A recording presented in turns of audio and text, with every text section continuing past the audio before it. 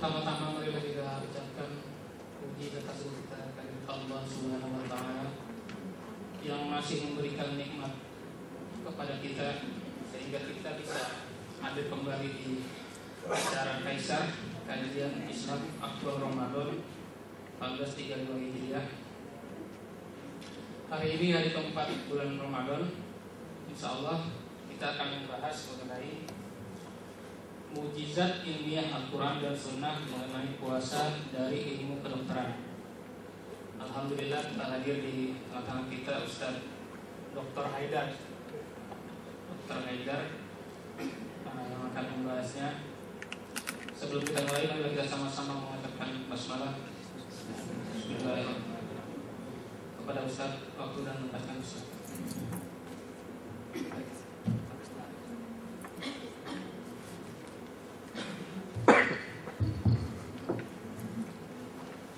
Bismillahirrahmanirrahim. Innal hamdalillah nahmaduhu wa nasta'inuhu wa nastaghfiruh wa na'udzu billahi min shururi anfusina wa min sayyiati a'malina. Man yahdihillahu fala mudilla lahu wa man yudlil fala hadiya lahu. Asyhadu an la ilaha illallah wahdahu wa asyhadu anna Muhammadan 'abduhu wa rasuluhu la nabiyya ba'dahu. Allahumma shalli wa sallim wa barik 'ala sayyidina Muhammad وعلى آله وأصحابه وعلى من تبعهم بإحسان إلى يوم الدين. فإن أصدق الحديث كتاب الله وخير الهدي هدي محمد صلى الله عليه وسلم وشر الأمور محدثاتها وكل محدثة بدعة وكل بدعة ضلالة وكل ضلالة في النار. إخوان dan akhwat sekalian yang dimuliakan Allah, Assalamualaikum warahmatullahi wabarakatuh. Waalaikumsalam warahmatullahi wabarakatuh.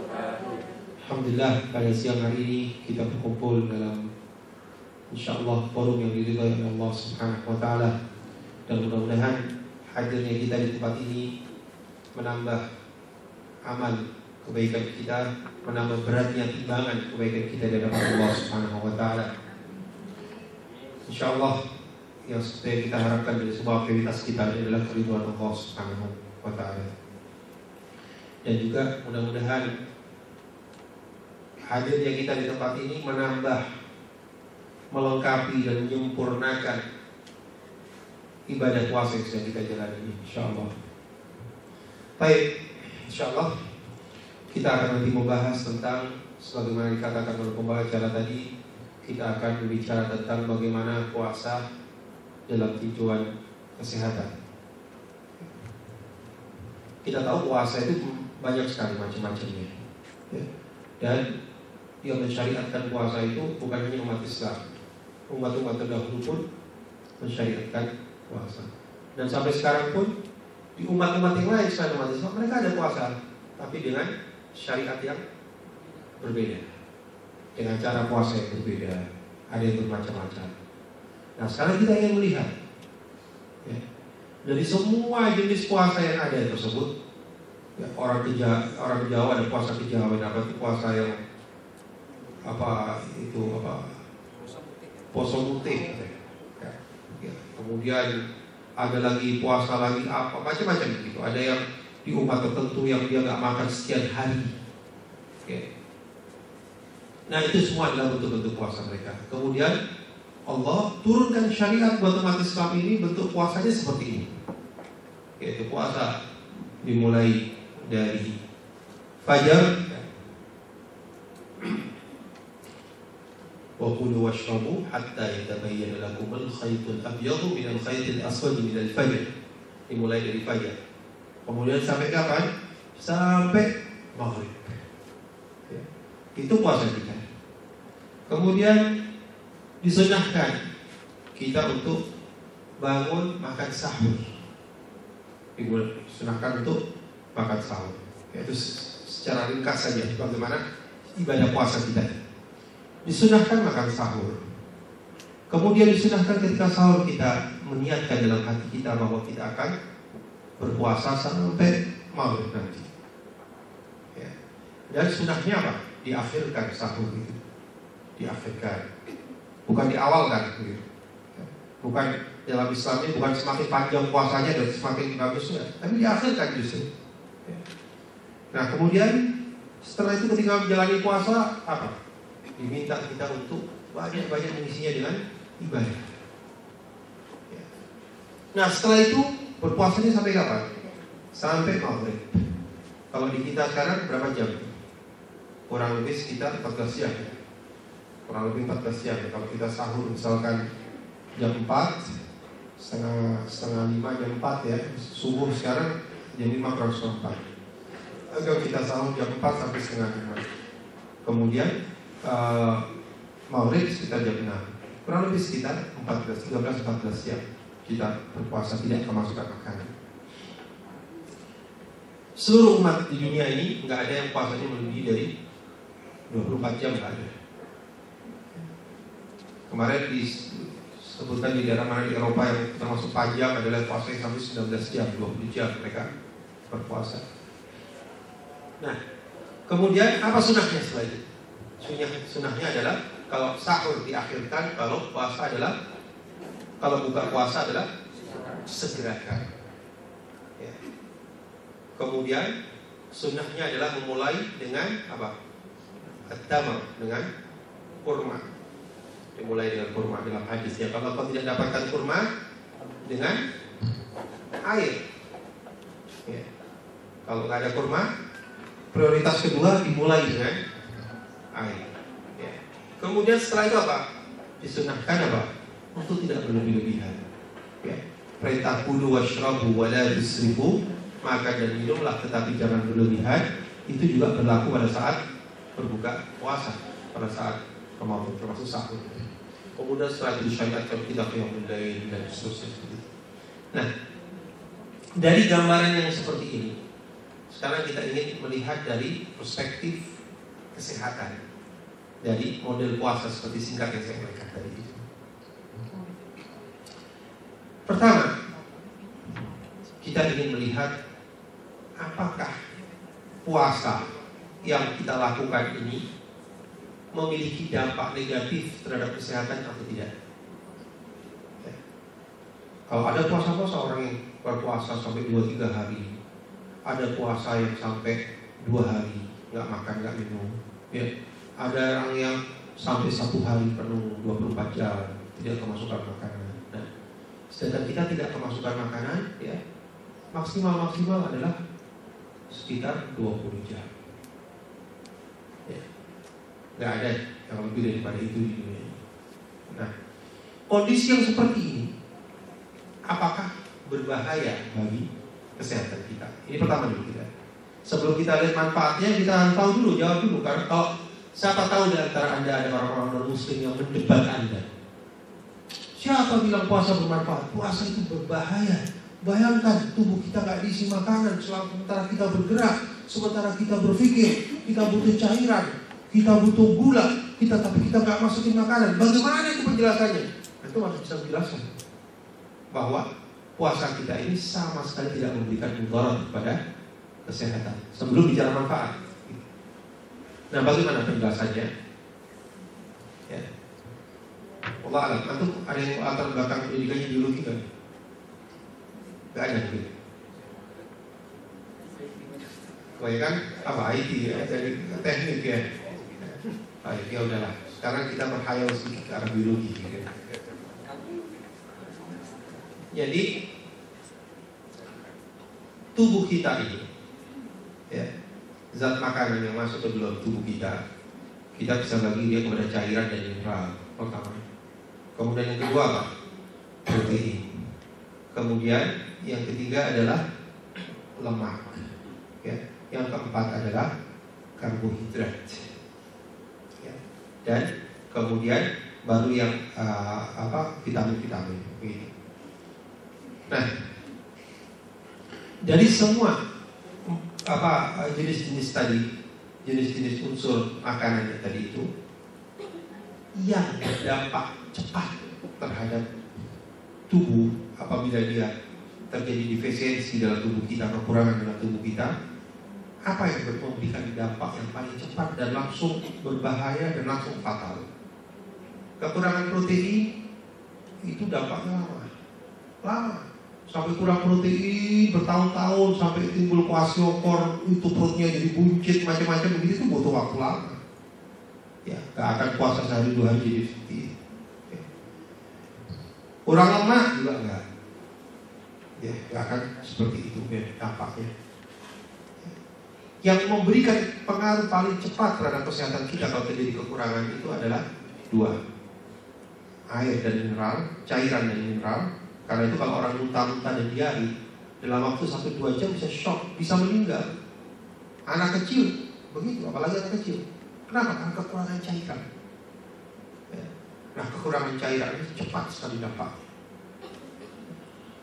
Kemudian yang kedua adalah kekurangan gula, karbohidrat, termasuk karbohidrat dan khususnya dalam bentuk gula glukosa. Nah, apabila glukosa dalam darah ini drop, itu hitungannya bukan dalam waktu berhari-hari berbulan-bulan, tapi dalam hitungan jam. Ya, sebagai contoh, mungkin punya keluarga atau siapa yang dikenal yang menderita diabetes, kalau dia kelebihan dosis obatnya atau pakai insulin yang kelebihan insulin atau dia suntik insulin nggak makan, gula yang drop, apa yang terjadi? Dalam hitungan menit, kemudian dia jatuh dalam kondisi koma, nggak sadar. Ya, dibawa ke UGD, disuntik gula, langsung bangun lagi, sadar lagi. Ya. Kenapa demikian? Karena otak kita ini itu tidak bisa memanfaatkan energi apapun kecuali gula, kecuali glukosa. Nah, sehingga 2 hal ini yang paling berpengaruh secara cepat dan langsung terhadap tubuh kita. Nah, sehingga kalau orang bertanya, bagaimana pengaruh puasa terhadap kesehatan? Ya, apakah membahayakan karena puasa itu cuma sekian jam? Ya, cuma antara 14 jam. Ya, kemudian cuma 1 bulan, maka fokusnya pembahasannya adalah difokuskan kepada karbohidrat dan air dan mineral. Ya. Nah, sekarang kita lihat bagaimana dampak. Yang paling pokok sekarang yang kita lihat adalah kekurangan karbohidrat, gula. Untuk tahu ini kita harus tahu bagaimana ya, pada orang yang berpuasa itu apa yang terjadi pada metabolisme gula kita. Ini saya ringkas, saya buat supaya gampang dipahami saja. Saya hindari memakai kata-kata istilah-istilah kedokteran yang terlalu itu ya. Ini waktunya siang hari, sekarang waktunya ngantuk dikasih istilah-istilah baru lagi nggak nyambung. Nah, jadi ketika kita makan pada saat jam 4, jam setengah 4 kita sahur, maka makanan itu masuk ke dalam tubuh kita. Yang kita makan kan itu karbohidratnya, karbohidrat kompleks, nasi, ya, dan seterusnya seperti itu. Nah, kemudian setelah masuk ke dalam tubuh kita, dia akan diuraikan dalam saluran pencernaan. Proses enzimatis, proses mekanis enzimatis kimiawi, kemudian diuraikan dan sampai dia menjadi yang paling sederhana, gula yang sederhana. Ya. Kemudian simple karbohidrat tadi itu diserap, diabsorpsi, langsung dia akan menaikkan kadar glukosa kita. Seperti itu. Nah, ketika masuk dalam jumlah besar itu kan terjadi ledakan yang luar biasa glukosa. Ketika dia habis makan tuh itu luar biasa. Kemana dia akan dipakai untuk apa? Dipakai untuk apa ini? Pertama, dia dipakai secara langsung untuk aktivitas fisik kita, aktivitas otot-otot kita ditransfer ke otak untuk aktivitas otak. Setelah itu pasti masih ada lebihnya, pasti ada lebihnya, kelebihan. Nah, kelebihan ini harus disimpan di gudang sebagai persediaan energi. Di mana disimpannya? Penyimpanan yang pertama itu dia penyimpanan cepat, apa istilahnya? Jadi gudang yang cepat untuk diambil dulu. Depo pertama. Nah, depo pertama ini tempatnya ada di liver. Tempatnya di liver. dia disimpan di sana. Disimpannya dalam bentuk apa? Dalam bentuk namanya glikogen. Ya. Kalau susah nggak tahu apa nih, dengerin aja glikogen. Ya. Disimpannya dalam bentuk glikogen. Nah, disimpan. Tapi gudang ini, depo yang pertama ini punya kapasitas melebihi kapasitas tertentu, dia sudah nggak mampu lagi nyimpan, gak cukup gudangnya. Simpan cuma gudang oke, sampai penuh masih ada sisa ini. Ya, makanya 2 piring tadi. Nah, sisanya banyak. Nah, sisa yang banyak tadi disimpan kemana? Disimpan ke dalam jaringan adipose. Namanya jaringan adipose dalam bentuk apa? Dalam bentuk lemak. Ya, dalam bentuk lemak. Jadi udah sampai ke liver masih ada sisa, simpan dalam bentuk apa? Bentuk lemak. Di mana? Di bawah kulit terutama. Nah, makanya kalau makannya banyak, kelihatannya tambah lama tambah itu timbunan lemak yang ada di bawah kulit itu. Dulu mahasiswa belum ada lipetan di perut, sekarang udah banyak lipetan di perut. Nah, gitu. Kenapa? Karena akibat selalu ada sisa dari yang banyak dari gudang yang pertama tadi. Sudah, itu yang terjadi setelah kita makan. Sampai 2 jam pertama dari jam 4 sampai jam 6 itu kita menggunakan energi langsung yang kita makan. Ya. Itu antara sekitar 2 sampai 4 jam. Ya. 2 sampai 4 jam dari kita makan. Ya. Setelah itu, ya, jadi kan tadi kan nasibnya 3 kan. Pertama langsung dipakai, sisa simpan di liver, simpan lagi di bawah kulit. Nah, kira-kira sekitar 24 sampai kadang sampai 6 jam. Ya. Itu pemakaian dari mana? Energi langsung, energi yang tadi itu dimakan, gula langsung. Setelah 4 jam, 4 sampai 6 jam, yang tadi dikonsumsi itu mulai habis. Yang tadi dikonsumsi mulai habis, turun, kadarnya turun, mendekati kadar batas bawah. Batas bawahnya berapa? Kurang lebih kalau kita cek gula normal itu kan 80 sampai 90. Nah, sampai segitu. Mulai mencapai ke situ udah. Di situ ini udah pertanda buat tubuh kita. Nah, ini udah tubuh mulai kekurangan gula. Pada saat itu langsung apa? Giginya dioper. Ya. Giginya dioper ya. Mobil giginya dioper sekarang. Proses hormonalnya itu berubah. Tadi insulin banyak, insulinnya langsung diturunkan, ganti, keluarkan hormon berikutnya glukagon keluar. Nah, apa yang terjadi? Ini sekarang mulai pakai yang di liver. Nah, sekarang baru mulai pakai liver, bongkar livernya. Glikogennya dibongkar, dijadikan glukosa lagi. Ya. Makanya kalau puasa biasanya sekitar 4 sampai 6 jam itu kan lapar-laparnya. Jam 10, ya. Jam 10, jam 9, jam 11 itu lapar-laparnya, mulai ngantuk-ngantuk, pusing-pusing dikit ya. Kita tahan sebentar, seger lagi kita kan. Laparnya hilang lagi kan. Nah, pada saat jam-jam itu ganti gitu. Pergi dari gula langsung kepada pembongkaran gudang yang pertama di liver. Nah, seperti itu. Sampai kemudian terus dibongkar di cooking. Sampai kapan dibongkar di cooking? Dikatakan pemakaian cadangan yang ada di liver dalam bentuk glycogen tadi itu bisa bertahan kurang lebih sekitar 12 jam dari awal kita makan. Jadi kurang lebih pemakaiannya di 8 jam usia pemakaiannya. Sekitar 8 jam. Jadi sampai jam berapa? Sampai kurang lebih kalau sekarang berarti sampai jam 4 sore. Jam 4 sore habis glikogennya. Ya. Jam 4 sore habis glikogennya. Sekitar jam 4, jam setengah 5 itu habis glikogen. Nah, di situ terjadi lagi, dirubah lagi giginya, kecepatannya. Sekarang apa yang dibongkar? Lemaknya yang dibongkar. Cadangan depo yang kedua yang dibongkar yaitu lemak. Nah, lemaknya dibongkar sekarang. dibongkar lemak sampai maghrib. Nah, itu yang terjadi, metabolisme yang terjadi selama kita puasa. Seperti itu perubahan pada karbohidratnya.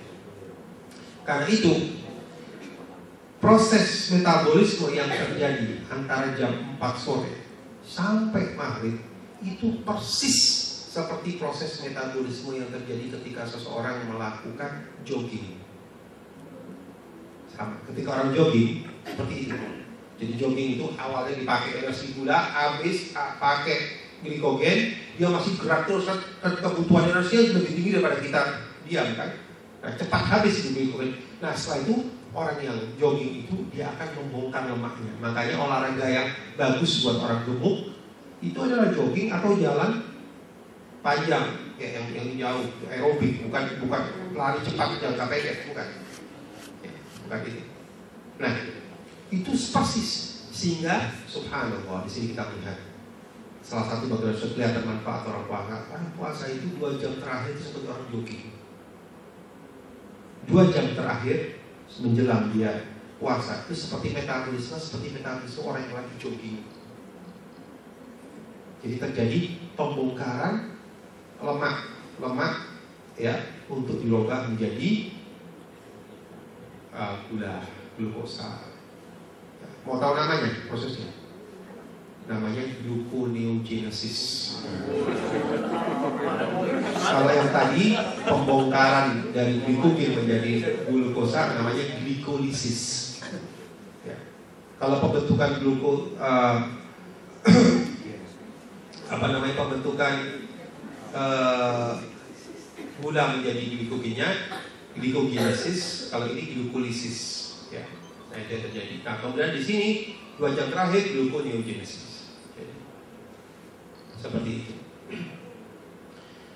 Baik, sudah. Sekarang sampai di sini, kenapa orang puasa kok masih buat nggak kurus atau bahkan naik berat badan?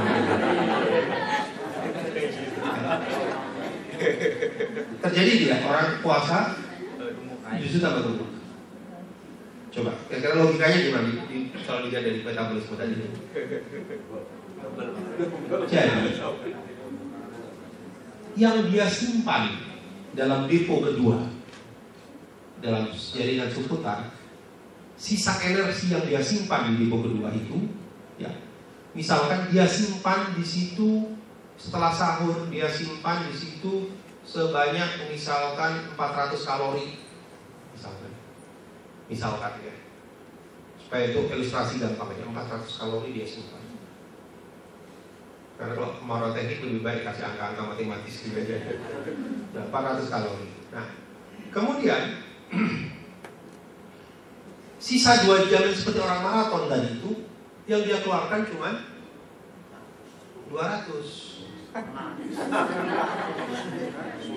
Setengahnya saja yang pakai di 2 jam. Ya. Yang 2 jamnya masih untung dia, gitu ya. Nggak tekor, jadi untung, justru masih nimbun, terjadi penimbunan.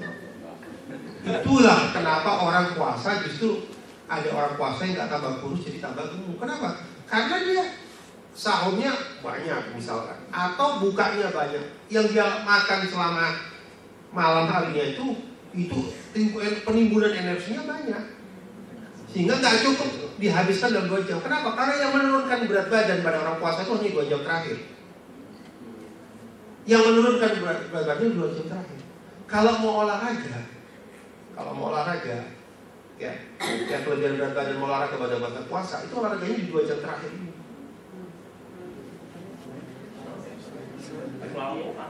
Kenapa 2 jam terakhir? Kalau Anda olahraga pagi, Anda akan memperpanjang masa gluconeogenesis. Anda akan memperpanjang masa itu. Nah, masalahnya gluconeogenesis ini, ya, dia hanya bisa berlangsung terbatas beberapa jam. Nah, kalau sudah dia kelebihan masanya, terlalu panjang dia gluconeogenesisnya, akan terjadi apa yang disebut dengan ketoasidosis, terjadi keton, penumpukan keton.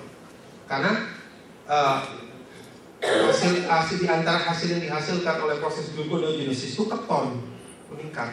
Nah, kalau keton itu meningkat, akibatnya justru bahaya buat tubuh, terjadi ketoasidosis, kemudian terjadi keracunan buat otak, toksin buat otak dia. Makanya tidak boleh terlalu panjang. Nah, kapan dia aman proses gluconeogenesis itu aman?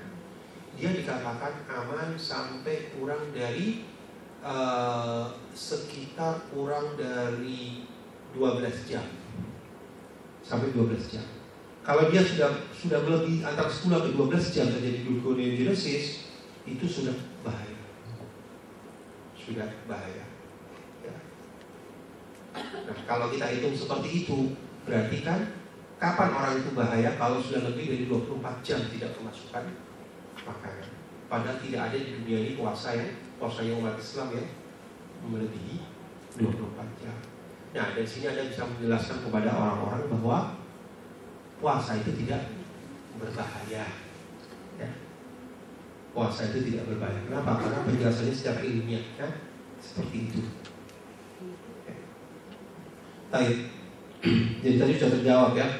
Kenapa pada orang puasa kok suka gemuk? Karena Pak untuk mengurangi itu 2 jam terakhir itu semua.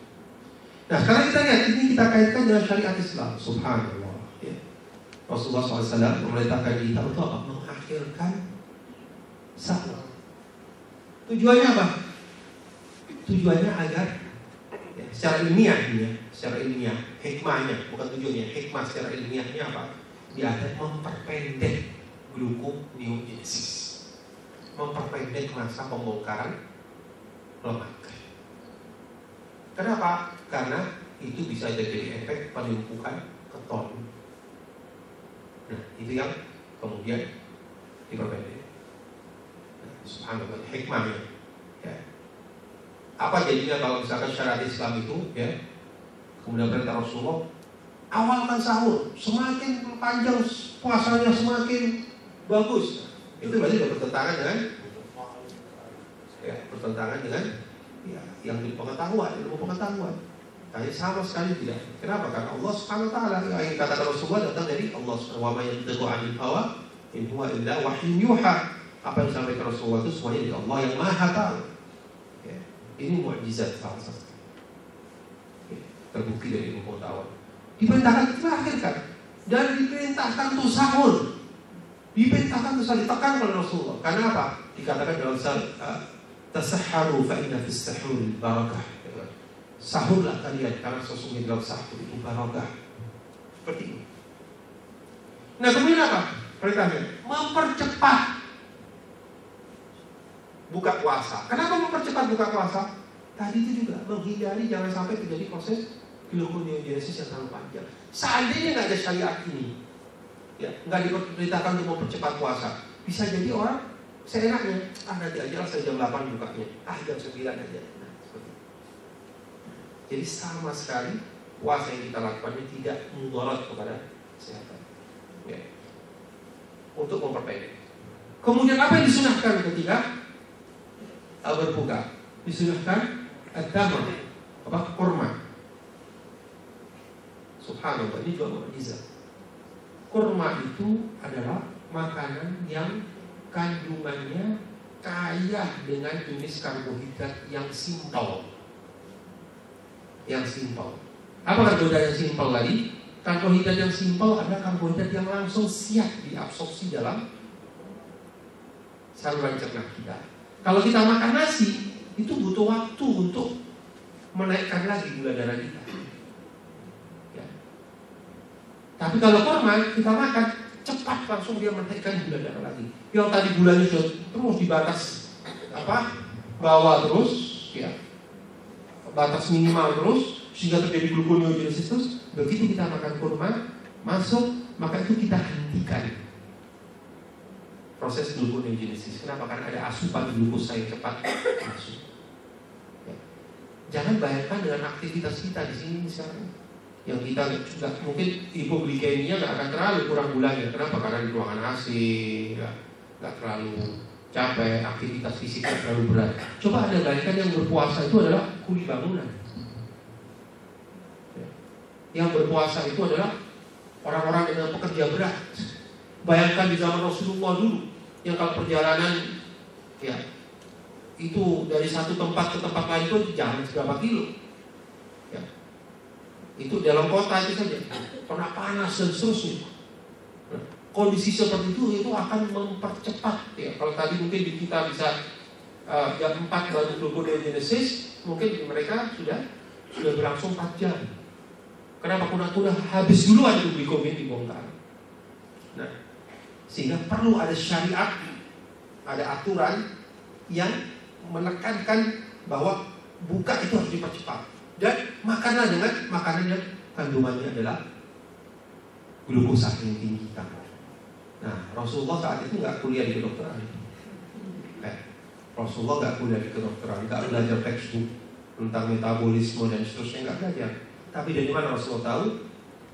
Allah Subhanahu Wa Taala. Inilah yang namanya mukjizat.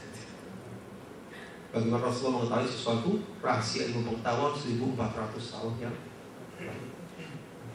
Ya. Kemudian kalau nggak ada kurma, suruh air. Kenapa? Karena air adalah yang kedua yang orang akan cepat sekali terpengaruh kalau kekurangan. Sehingga suruh minum cairan yang banyak. Minum air, kurma dan air. Bayangkan orang pekerja-pekerja di jalan itu keringat terus satu hari dalam keadaan berpuasa. Pasti di waktu maghribnya dia dalam keadaan relatif dehidrasi, relatif kekurangan cairan. Baik, di sini sudah kita lihat bagaimana rahasia dari atas syariat-syariat tadi itu ya, aturan-aturan tadi itu kenapa diakhirkan sahur, diawalkan puasa, disyariatkan kurma dan seterusnya. Nah sekarang bagaimana dampak puasa itu secara langsung kepada kesehatan? Ya. Pertama, paling sedikit ada 2 cara dan 2 jalan yang membuat puasa itu berdampak pada kesehatan. Yang pertama adalah ya, kita tahu kalau dahulu orang itu kebanyakan matinya mati kurus. Ya. Kalau dulu matinya karena mati dalam keadaan kurus matinya. Ya. Kalau sekarang itu matinya kebanyakan apa? Kegemukan. Kenapa? Karena pola penyakitnya udah beda. Dahulu penyakit yang tren dominan penyebab kematian yang tinggi, ya, penyebab mortalitas tinggi itu apa? Penyakit infeksi. Zaman-zaman kakek-kakek kita dulu, buyut kita dulu, ya mati kenapa TBC, matinya kenapa malaria, matinya diare, nah seperti itu, ya. Atau penyakit-penyakit infeksi yang kronis, ya. Sehingga dalam keadaan terinfeksi, ya, kondisi gizi buruk, kurus, ya seperti itu yang dulu banyak seperti itu. Kalau sekarang apa penyebab mati yang tinggi? Jantung, penyakit metabolisme, jantung, stroke, diabetes, hipertensi, ya. Dan semua itu terkait dengan apa? Lifestyle. Lifestyle-nya terkait dengan apa? Di antara bagian dari lifestyle apa? Pola makan. Terkait dengan pola makan. Kalau dulu kebanyakan sakitnya karena kurang makan, kalau sekarang sakitnya gara-gara kelebihan makan. Dan ini problem yang besar sekarang ini. Ya, bahkan negara-negara maju itu menghabiskan triliunan ya untuk memerangi penyakit yang namanya obesitas. Penyakit-penyakit karena penyakit metabolik. Dan sebetulnya dalam Islam sudah dijalankan. Dalam Al-Quran Allah mengatakan, kulu washrabu wala tusrifu. Kulu washrabu wala tusrifu. Makan dan minumlah, tetapi apa? Wala tusrifu, tapi jangan berlebih-lebihan. Apa ukuran berlebih-lebihan itu? Ya, makan itu sesuai dengan kebutuhan kalori kita. Ya, kebutuhan kalori kita sama kebutuhannya tukang bangunan beda sehari. Ya, karena aktivitas yang dibutuhkan. Kalau tandanya kelebihan apa? Tandanya kelebihan kalau sudah ada penumpukan tadi itu lemak di bawah, itu mulai lebih terus, ya, surplus terus. Ya. kalau sudah terjadi seperti itu. Nah itu yang termasuk di dalam anjuran Al-Quran tadi itu kulu washrabu wala tusrifu, jangan berlebihan. Dalam riwayat yang lain dijelaskan apa yang dimaksud dengan al-israf itu, berlebihan itu. Dan dikatakan wa inna minas sarfi an ta'kula kulla mushtahid. Termasuk dalam berlebihan dalam makan itu apa? Yaitu kita mau makan semua yang kita selera. Yang kita lagi selera, kita makan. Nah itu termasuk al-israf, berlebihan. Karena kata Umar bin Khattab, saya itu tidak makan kecuali untuk menegakkan tulang punggung saya. Seperti itu. Nah, orang yang makannya berdasarkan selera, inilah pangkal persoalannya. Makan karena selera. Sudah makan nasi, sudah makan nasi, selesai makan siang. Sore-sore ada bakso lewat, bakso. Malam sudah makan, agak malam lagi ada mie lewat, makan mie lagi. Kenapa? Karena menuruti selera. Nah ini pangkal penyakitnya dari sini. Menuruti selera makan. Kenapa? Ketika selera makan ini yang awalnya karena keinginan biasa, psikologis biasa, kita ikuti, pingin makan. Lama-lama dia bukan hanya berubah, bukan hanya pengaruh dari psikologis nafsu makan, tapi sampai merubah kepada hormonal kita di dalam tubuh. Di dalam tubuh kita, perasaan kenyang itu perasaan tidak ingin makan, dan perasaan lapar ingin makan terus, itu dikendalikan oleh hormon. Ada hormon yang asalnya itu seimbang, kerjanya itu bagus. Jadi begitu perut ada isi, ada makanan, sudah diisi cukup, ada sinyal dari hormon ke otak kita. Semua aktivitas kita kan dikendalikan oleh otak kita. Otak kita dikatakan kepada otak kita sudah cukup makannya. Otak kita mengeluarkan sinyal lagi, keluar sekresi hormon sehingga apa? Kita nggak nafsu makan. Lagi nafsu makan. Nah, kemudian kalau lapar, sudah mulai lapar kosong, ada sinyal, ini lapar, dikeluarkan hormon dari otak kita, diberi sinyal. Nah, sehingga sudah timbul nafsu makan kita. Makanya dalam keadaan lapar, makan apapun enak. Ada seperti ini. Nah, ketika orang yang berawal dari pola makan tidak teratur habis makan, sebetulnya nggak terlalu nafsu, makan lagi, itu otak itu bingung. Otak itu bingung mengendalikan, sehingga terjadi kekacauan dalam keseimbangan hormon-hormon yang mengendalikan pola makan, seperti hormon grelin dan lainnya. Itu pengendali nafsu makan itu kacau, sehingga kemudian terjadi reseptor hormon-hormon pengendali rasa kenyang itu tidak sensitif. Nggak sensitif. Jadi dirangsang, ini kamu kenyang, kasih hormon, tetap aja nggak respon dia. Reseptornya seperti ini. Ditingkatkan lagi, tetap gitu, tidak sensitif lagi terhadap rangsangan hormon-hormon yang menginstruksikan rasa kenyang. Nah, kalau orang sudah seperti ini yang susah untuk mengendalikan nafsu makan. Makanya orang seperti ini, kalau orang sudah gemuk obesitas, itu dipaksa untuk nahan lapar, nggak bisa. Jadi memang sudah seperti itu. Kenapa? Karena rusak sudah pengendalian dalam tubuhnya, sehingga sampai kemudian dibutuhkan pengendalian obat. Obat-obat yang dikonsumsi itu apa tujuannya? Obat tadi itu membuat supaya reseptornya jadi sensitif lagi. Yang asalnya nggak sensitif supaya sensitif lagi. Dibuat obat yang memberikan instruksi ke otak supaya otaknya merasa kenyang terus. Butuh obat-obat seperti itu. Kenapa? Persoalannya adalah masalah pengendalian nafsu makan yang berawal dari situ, pengendalian nafsu makan. Ya. Nah, coba kalau kita lihat pada saat kita puasa. Puasa ini betul-betul adalah langsung pendidikan bagi kita untuk mengendalikan nafsu makan. Kalau kita berpuasa secara sunnah, mengikuti sunnah, ini adalah pengendalian buat kita tanpa obat. Kita dikendalikan untuk mau bisa menahan lapar kita.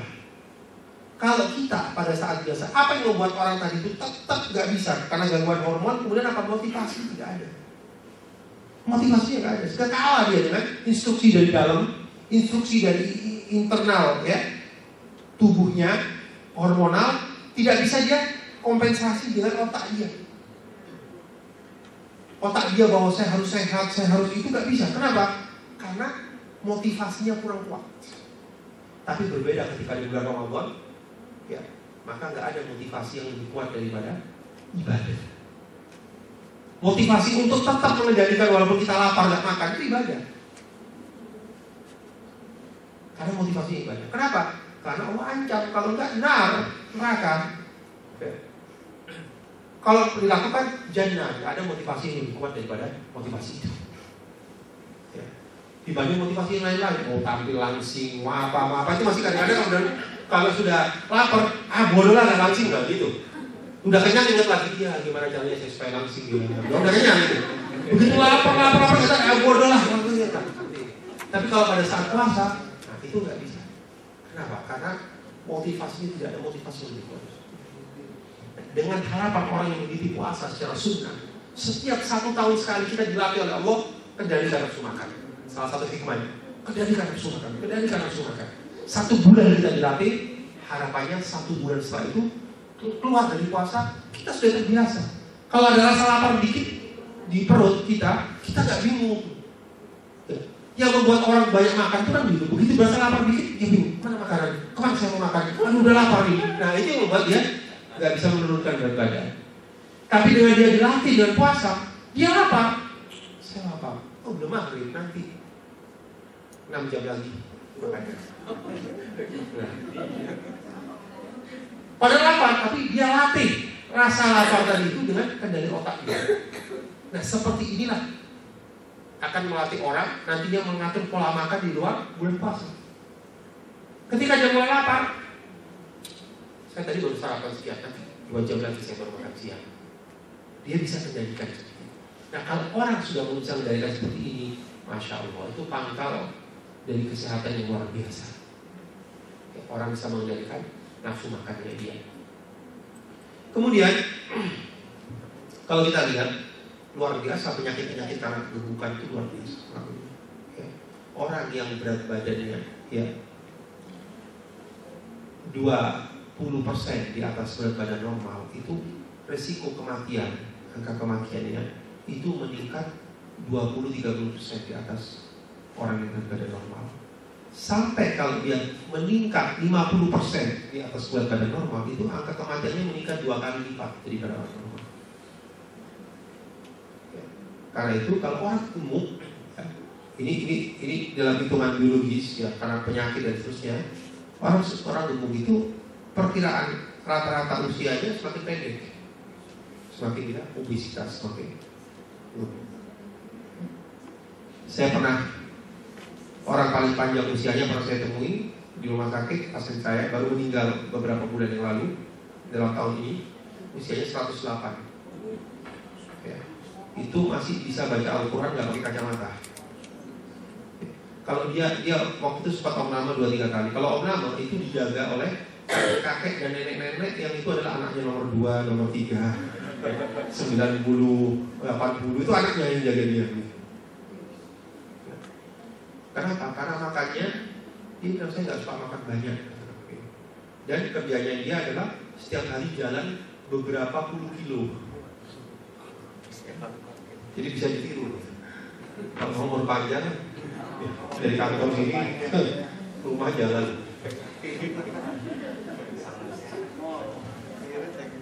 Nah, kemudian ada satu tadi yang terlewat di syariat puasa. Tadi kan mengawalkan buka, mengakhirkan sahur. Ada satu yang terlewat, yaitu niat.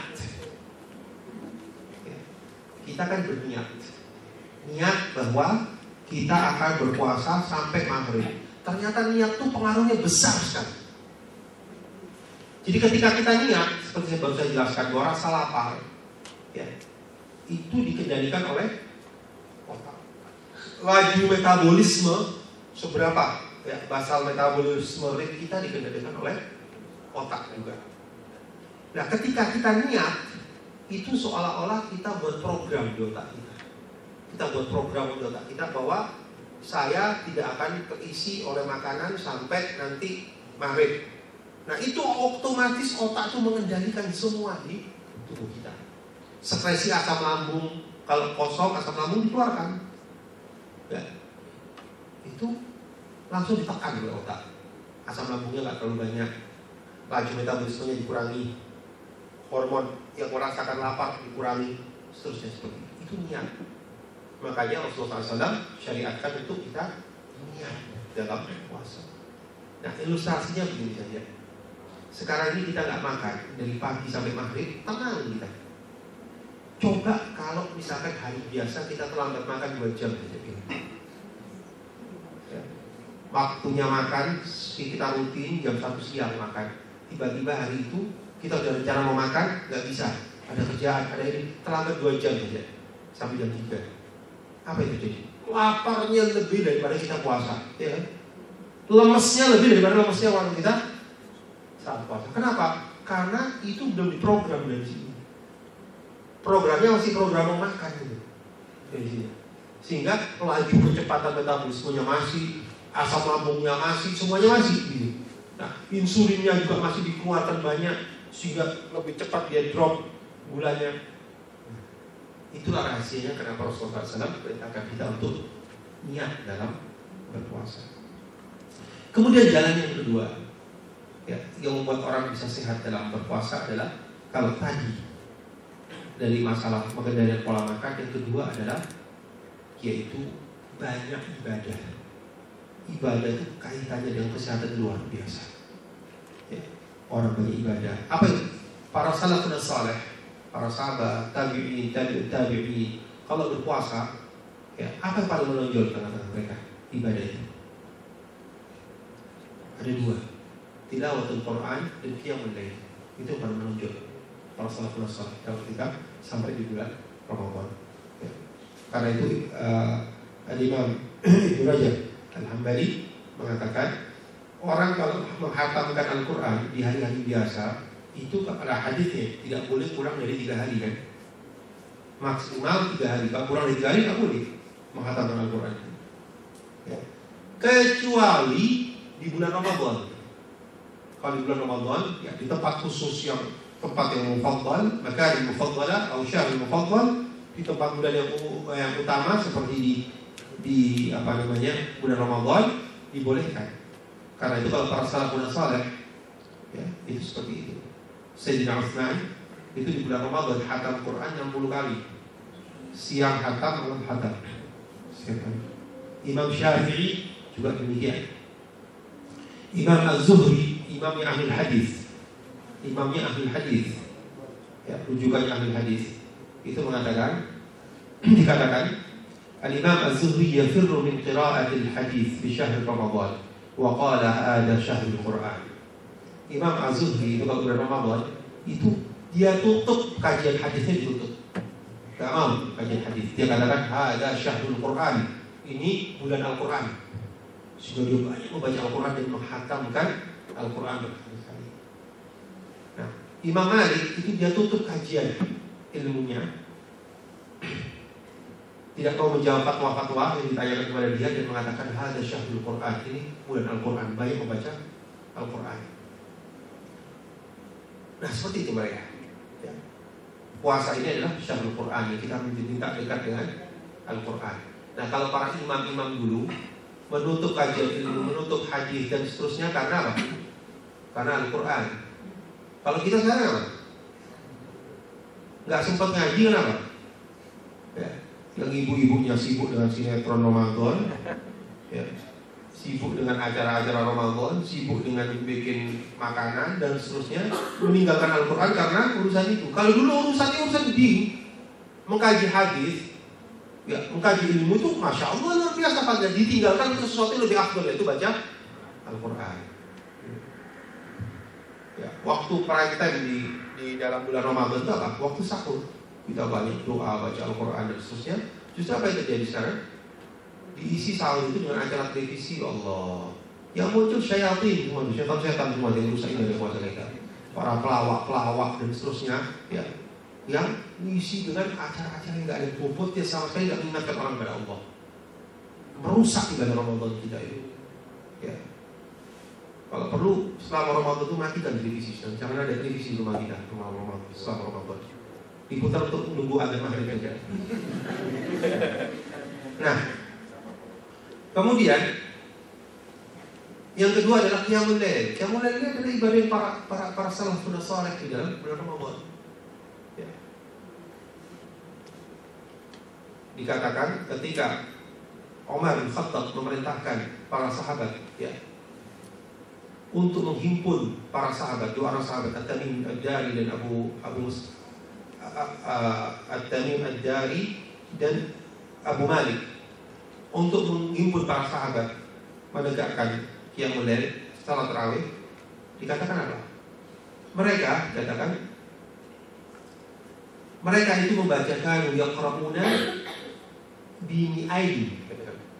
Mereka itu membaca ayat-ayat yang dibaca waktu tarawih itu beratus-ratus jumlahnya. Beratus-ratus. Hatta kunna na'tabidu 'ala al-'asa min tulil qiyam. Sampai kami itu sambil tarawih sambil bersandar di tongkat kami karena panjangnya tarawihnya. Ya. Wala nansarifu min al-qiyam illa fi furu' min al-fajr. Kami itu enggak selesai dari tarawih kecuali dekat dengan waktu salat subuh. Sampai di dalam ayat dikatakan kalau mereka tarawih selesai cepat-cepat pelayannya menyediakan makanan sahur, kenapa keburu subuh. Itu qiyamul lail para salafun saleh seperti itu. Kalau sekarang gimana? Justru yang dicari favorit adalah masjid yang paling cepat.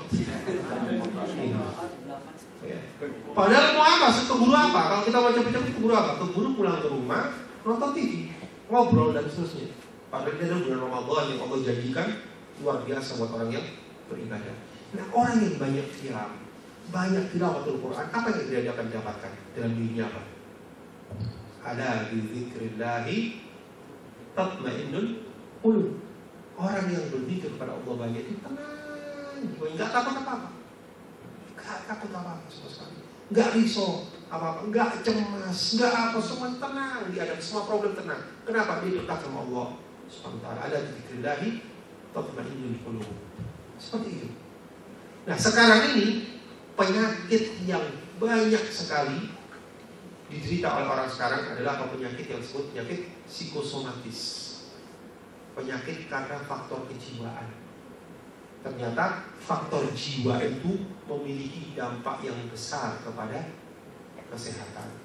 Tensi naik gara-gara orang cemas. Orang ada masalah pikiran, tensi naik. Sakit mah, asam lambung meningkat karena pikiran, ketakutan, cemas, ada masalah. Ya. Gula naik juga faktor itu. Serangan jantung karena faktor itu. Kalau orang lagi cemas, pembuluh darahnya menyempit. Pada orang yang sudah kena jantung koroner yang sudah sempit, dia akan menyempit jadi serangan jantung sampai meninggal mendadak dan seterusnya seperti itu. Banyak sekali penyakit yang diakibatkan karena kondisi kejiwaan. Dan orang yang berpuasa, dilatih kita ibadah dekat kepada Allah, dia akan menjadi orang yang tenang, ya, orang yang nggak takut apa-apa, ya, orang yang dekat sama Allah itu, ya, terhadap semua ancaman nggak takut. Apa sih ancaman paling besar di dunia ini? Apa? Ancaman paling besar takut apa? Kematian, bukan nggak? Mati, betul nggak? Itu yang paling ditakuti orang sekali. Ya. Ya. Kalau orang katakan saya ambil hartamu semuanya, ya, tapi kamu hidup, atau saya bunuh kamu, tapi katanya saya kasih ke kamu, pilih mana? Karena yang paling ditakuti orang itu mati. Orang sekarang paling takut mati. Ya. Periksa kesehatan, periksa ini, check up 6 bulan sekali, ujung-ujung karena takut mati, takut penyakit, takut mati. Ya. Itu yang paling takut. Sementara orang yang dekat kepada Allah, ya, apapun, bahkan mati pun dia nggak takut. Bahkan kalau kematian itu untuk mendekatkan kepada Allah, dia hadapi, dia cari mati itu. Dia cari mati itu. Ya.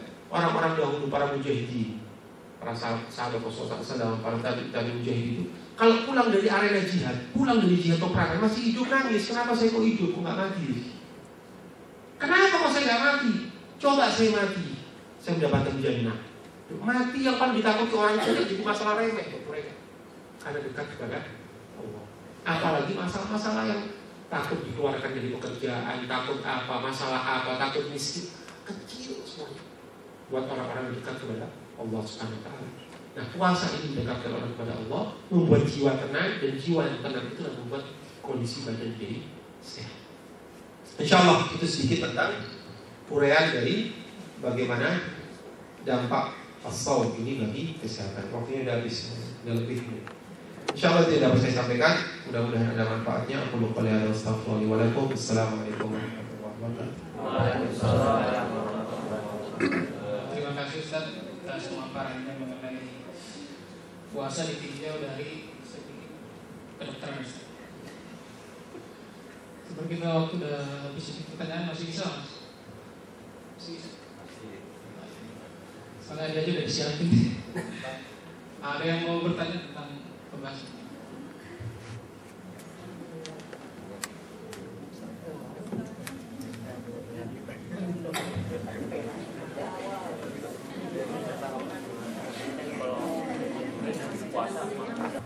Assalamualaikum warahmatullahi wabarakatuh.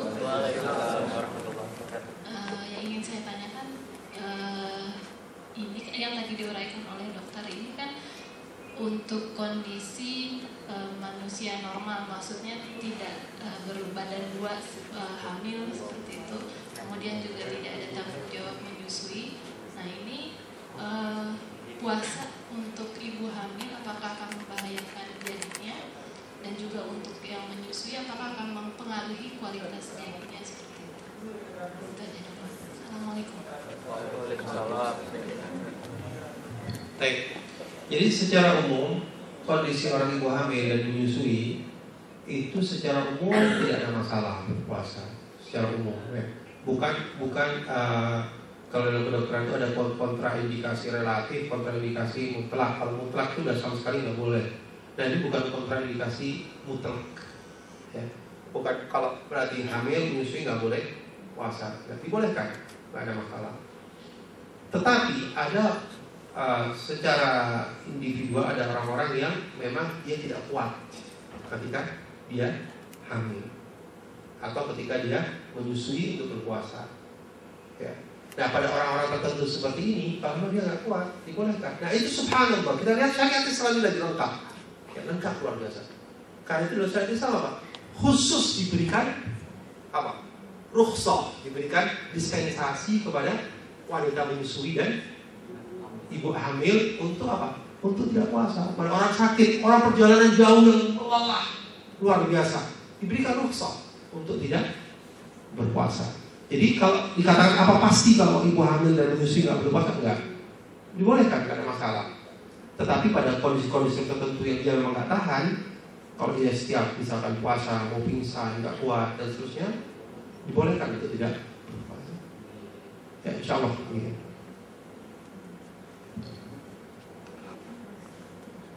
Waalaikumsalam. Oke, tadi sudah diuraikan semuanya ya Ustaz, keutamaan.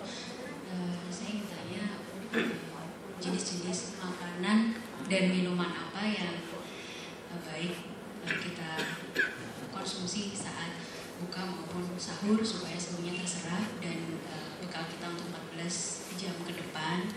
Karena saya suka sekali dengan teh, dok. Nah katanya teh itu sekresi ya. Nah itu apakah betul, dan jenis makanan dan minuman apa yang paling baik kita konsumsi? Teh itu kenapa? Apa ya, saya lupa sekresi atau yang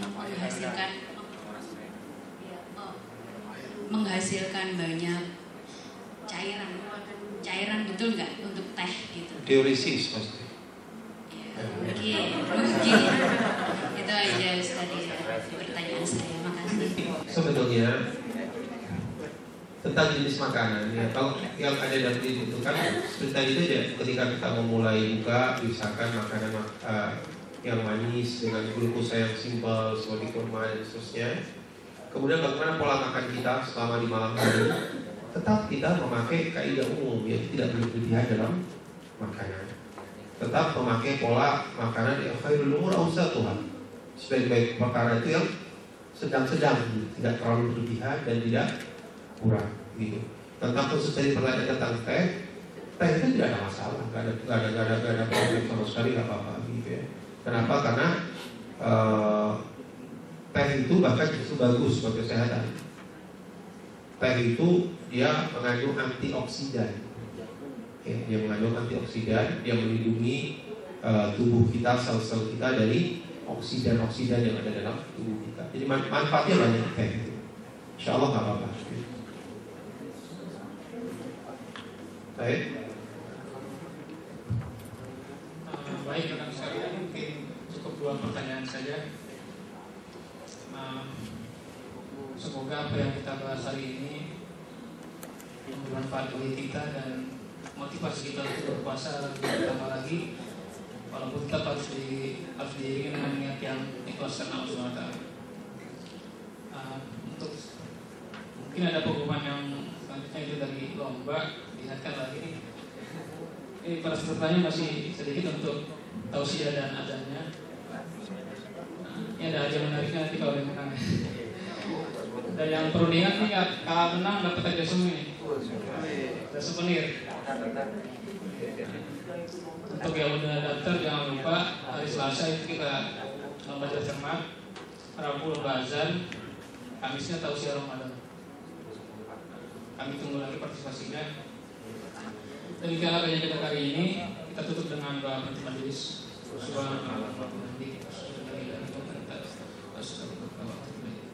Assalamualaikum warahmatullahi wabarakatuh. Waalaikumsalam warahmatullahi wabarakatuh.